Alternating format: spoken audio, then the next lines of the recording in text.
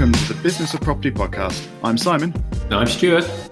We're both property people running our own businesses. This podcast is just us chatting, as we do every week, about anything and everything property. Now, we're going to start with a very strange tale, I think, here, because Stuart, after trying for a long time, I think perhaps over a year, to sell a property, you have deliberately pulled out of a sale in progress on that property. So what on earth are you playing at? Well, it's definitely deliberate. I certainly wouldn't pull out accidentally, and please no lewd jokes sent to us. Yes, you're right. The property's been for sale since at least October 2020. We've had 2 fall-throughs and an agreement in January to purchase the property. And the bottom line is we agreed to sell it in January to someone that had offered before, then themselves had pulled out. And we agreed to the sale on a key proviso. And the key proviso was that it would be an expedient sale, i.e. they would move this as quickly as they possibly could. We have already done the legals at least once, possibly more. Not that you can redo them, but the solicitor could recheck. Just as a reminder, we got 2 days before exchange before the first fall through. So we were ready to go. I mean, we were almost there. So everything was done our side. However, despite that proviso, 3 months on, the purchaser that did promise a quick move through still doesn't have a mortgage offer. First thing I want to say is that I would never pull out of the sale lightly. I don't like to agree to things and then renege. That's just not my modus operandi. But in this situation, particularly as it's a personal property, I had to make the decision with my wife based on what we felt would be in our best interests. And whilst I don't like to, again, renege on deals where we've agreed things, when we sat down and just talked about this in an unemotive way, we both agreed that the best thing for us personally was to not continue with the sale at this time. And that's what we did. The interesting elements to this are, number one, the agent on this was rarely in contact with us, throughout. We would only receive responses when we asked for them, when we asked for progress. And we did set an ultimatum a couple of weeks ago to say, look, by the end of April, if we don't have very clear milestones and actions in place by April the 30th, we are going to close this sale. It still hasn't happened. It's still a bit wishy-washy. And I know you'll have a few questions for me on this. Before we get to that, the addendum to this is that as of this recording, we emailed as professional as we could, an email to the estate agent identifying our reasons why we were closing the sale. We have not yet had a response from the estate agent, and we're talking more than 24 hours later. And to me, that kind of tells us the story. And while I'm disappointed, and I know it's frustrating, it'll be frustrating for the buyer, at least I think it will, we made decisions for ourselves, and I would still expect some communication back from the estate agent, even if it was just trying to pull this one out of the fire, because I put our reasoning and rationale in the email, and my opinion was that if they wanted to fight for it, we'd given them a few breadcrumbs to maybe come back at us. Oh dear, but they haven't. So can we dig into why you were selling and then why it's not so suitable for you selling now? So I think you were selling it originally because this was a personally owned property, and you and your family were moving and buying again your own home, which you were moving out of rental. We've talked about that previously on the podcast, and I think you were selling this flat as part of raising the funds, deposit, etc. you needed for that process, and obviously you've found alternative ways now because you've moved. So is it just that's sort of alleviated that pressure because you've been forced to find other ways, and now it doesn't make as much financial sense to go through? No, that's a good recollection. And the other ways we found were bank of mum and dad. So we needed some support. We obviously did as much of it as we could, but knowing, well, back at this time, we had to, as you know, on new builds, they set an exchange date, a month after you've agreed to sell, even though the house build wasn't going to be completed for another several months. So we needed to have funds in play. This is back in 2020, at the end of 2020. And so we just made sure that all the bases were covered and put the property on the market, knowing that the property market could be bumpy and we wouldn't get those funds. And obviously that's proven to be the case. So the pressure on releasing those funds has diminished because obviously the parents, the in-laws aren't pressuring us for those funds yet. They might need them. It could happen at any stage, and we have had that conversation. So number one was the pressure to release those funds is less.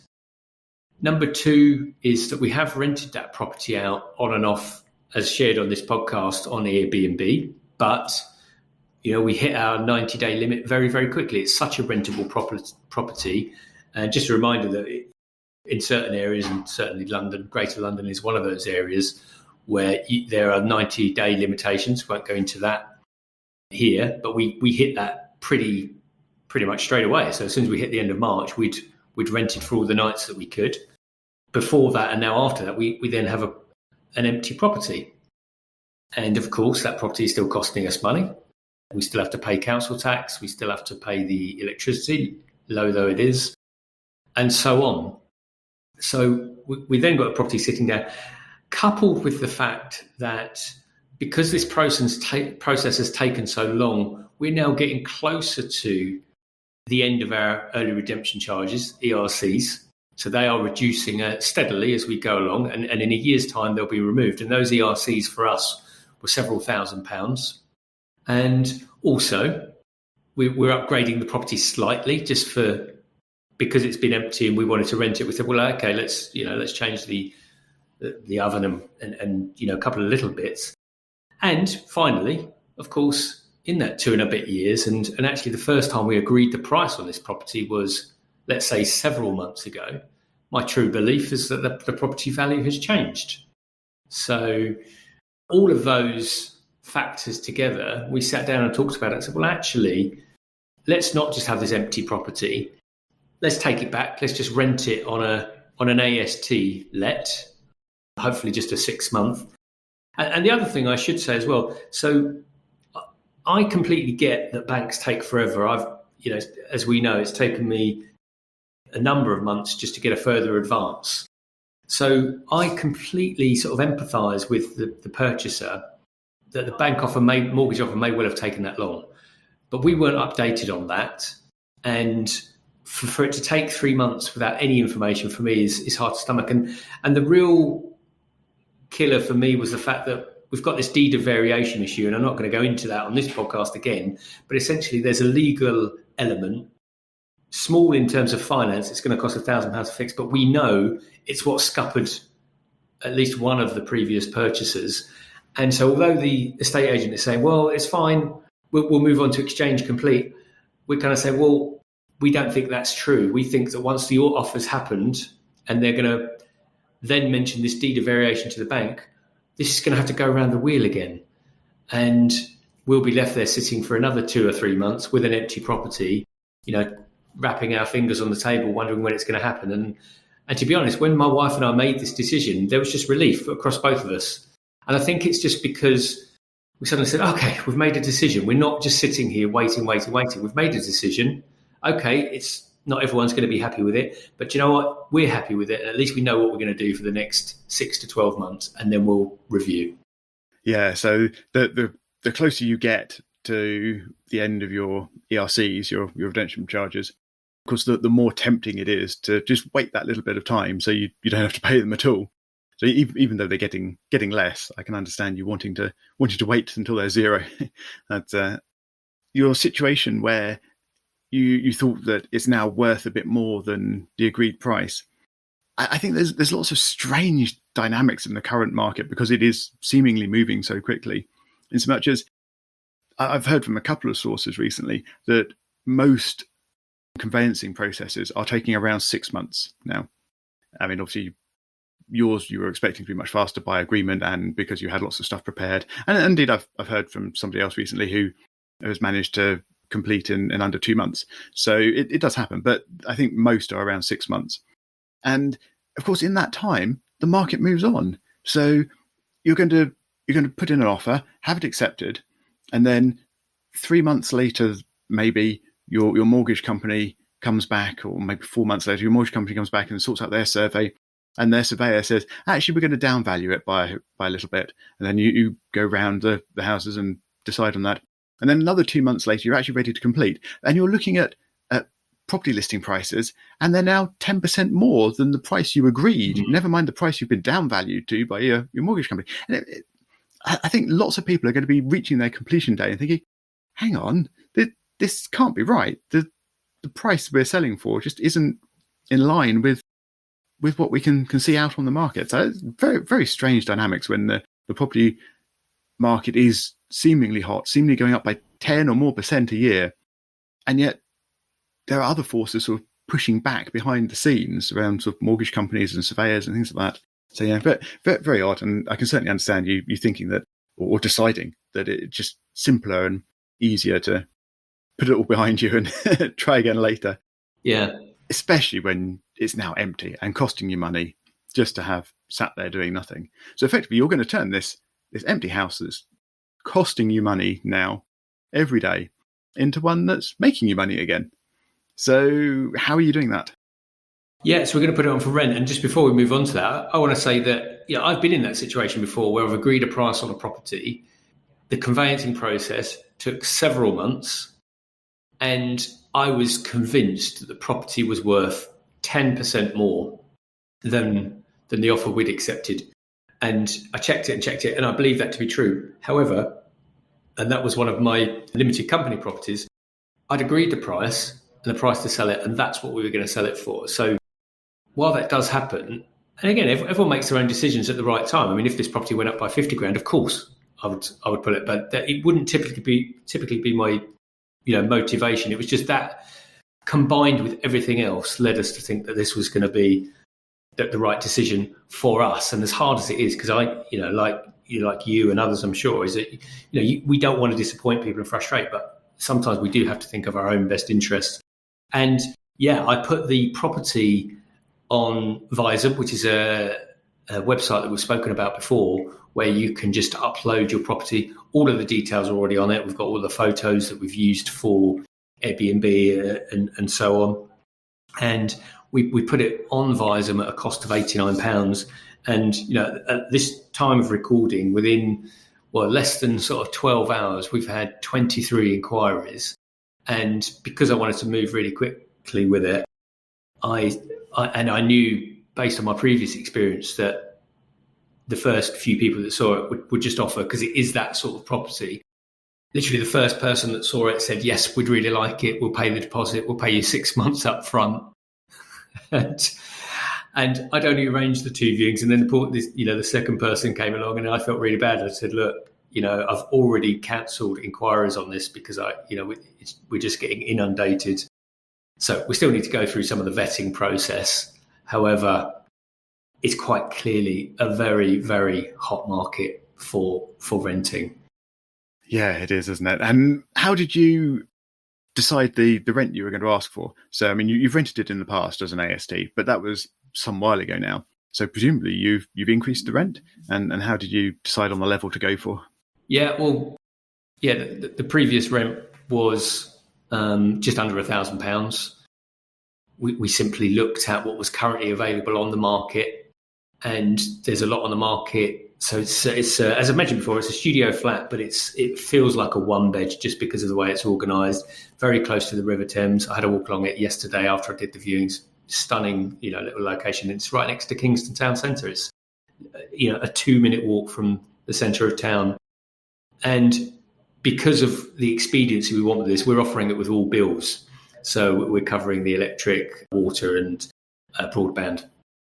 So that just kind of gave us, an idea of where we wanted to put it in the market. So it's kind of not as high as some, because it's not as big as a one bed, But given that we've got everything included, we've put a couple of £100 onto it. And like I say, there's certainly been no question from people that are coming to see it. And, I felt really very bad. The guy that came to second person that came to see it yesterday kind of said, like, this is just a lovely studio. I've seen some, but this is like, this is really good. And I said, look, I don't want to disappoint you, but I work on a first come, first serve basis. The person that's already seen it has already said they're interested, but if anything changes, we'll let you know. But yeah, so we think it's a fair market price, but it does show me that the market's moved a lot in the last couple of years. We were renting it for, around £900, and it's, reasonably gone up by at least 20%. I'd say, if we were going to be more approximate, if we did all the work to it that we needed to do to it, I'd say probably 30%, 35%. So big change. Yeah. I'm curious about a couple of things in there. First of all, quick one. You had it furnished for your Airbnb letting. Are you renting it furnished now as well? Yeah. Yeah. So you're including bills. Now, are you not a bit concerned about doing that on a longer term tenancy? So AST 6 months minimum, but could potentially be longer than that. When in about 6 months' time, we're expecting a 50 to 100% increase in energy costs and gas and electricity bills. Are you concerned about doing that? No, because it's electric only. It's not a gas property. There's only electric at the property.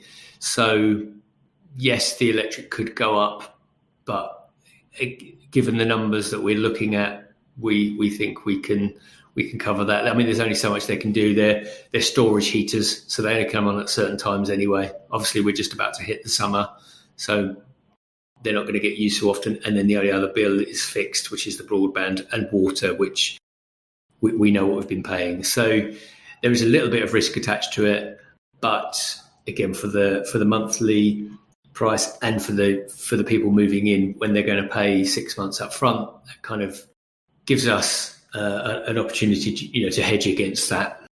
Yeah, I'll ask you that question again in October and see how you're how you fared. The 6 months up front. So I've had prospective tenants offer me things like this before as well, and I've heard lots of horror stories about people making this sort of offers as well.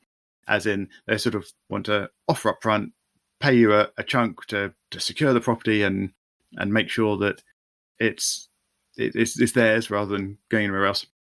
But then that's the only rent you ever get, and they turn the property into a drug den or cannabis farm or whatever, and it's a disaster after that. And the sort of cash up front is really about hooking you in as a landlord.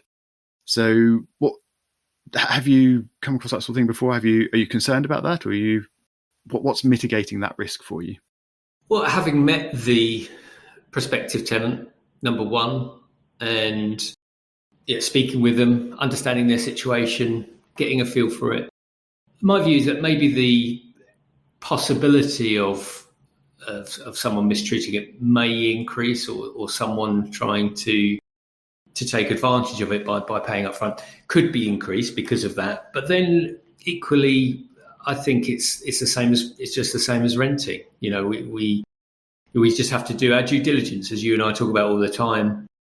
I've spoken with this person. I do a little bit of online research. A lot of the people that come to view this property are either working at the university or the hospital. That tends to give us a fair amount of confidence. Although, in one of my properties, we had 5 nurses once, and I have to say they like to party. Let's say that. So, it's not down to profession, gender, or anything else. It's obviously an individual thing. So, we will. So, the answer to the question is no. I don't feel any more nervous. We'll do our sort of credit checks. I've an understanding of their situation and what it is, and I feel comfortable with it.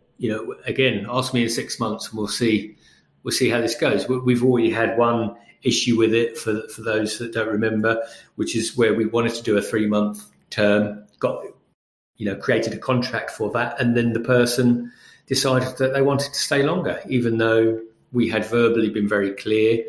We had put it in writing in a contract.